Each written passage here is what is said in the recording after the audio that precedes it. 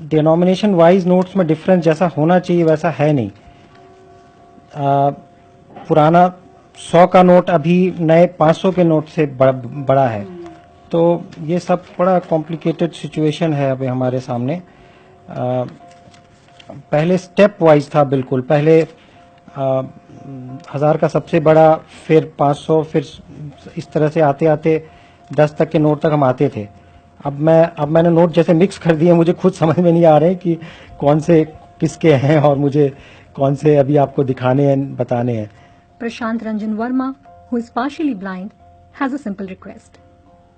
He wants the government to mint inclusive cash for thousands like him and his wife Veena, who is completely blind.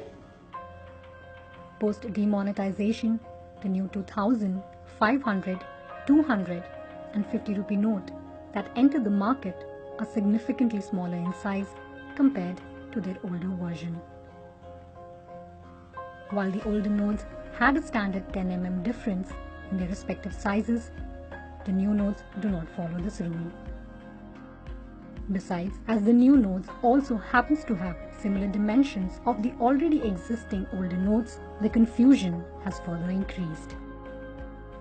तो ये किसी को भी blind person को आप देंगे तो बिल्कुल जज नहीं कर सकते कि कौन 200 है और कौन सा 20 है। वो गलती से 200 का नोट 20 समझ के भी दे सकते हैं।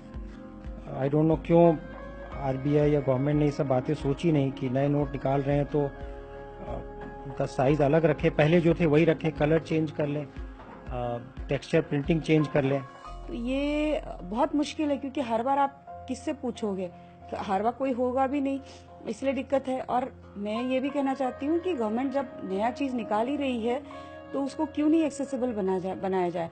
और उनका गवर्नमेंट का एक प्रोग्राम भी चल रहा है, एक्सेसिबल इंडिया कैंपेन। तो वो एक तरफ तो एक्सेसिबल इंडिया कैंपेन चल रहा है, दूसरी तरफ जो करेंसी नोट्स है वो इंक्लूसिव नहीं आ रही है, तो वो आनी चाहिए ताकि हम सबको डिफिकल्टी ना हो। ये हर किसी के जरूरत को ध्यान में रख करके बनाया जाए। Things, however, weren't this complicated before.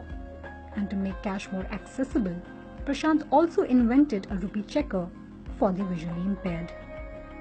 Unfortunately, it stands as worthless as old currency notes in today's time.